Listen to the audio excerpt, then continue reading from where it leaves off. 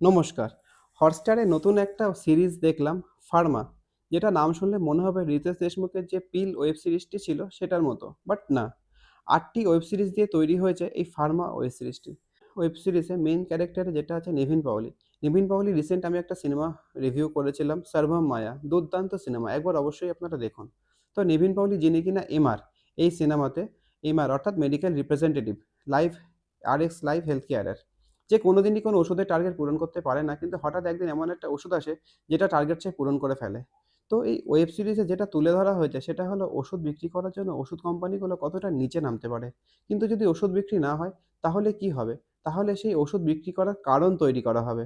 মানে সেরকম একটা মানে এরকম একটা সমস্যা তৈরি করা হবে যাতে ওষুধগুলো বিক্রিই করতে পারে। সেরকমই একটা ওষুধ কাইডক্সিন বাচ্চাদের জন্য নতুন লঞ্চ করা হয়েছে।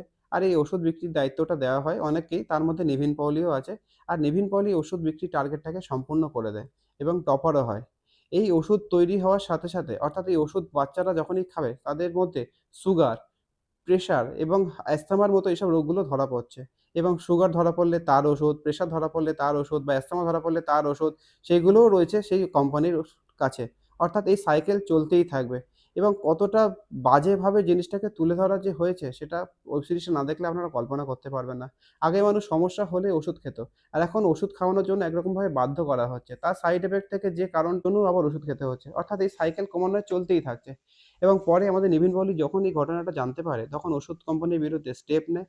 এবং কিভাবে স্টেপ নেয় বা কিভাবে ঘটনাটা এন্ডিং হয় সেটা জানতে গেলে আপনাকে ওয়েব সিরিজটি পুরোটা দেখতে হবে। পার্সোনালি আমার কিন্তু ওয়েব সিরিজটি সত্যিই খুব ভালো লেগেছে। আর আপনারাও যদি দেখে থাকেন, আপনাদের কেমন লেগেছে আমাকে জানাবেন। আর ভিডিও ভালো লাগলে অবশ্যই like, comment and subscribe my channel. Thank you.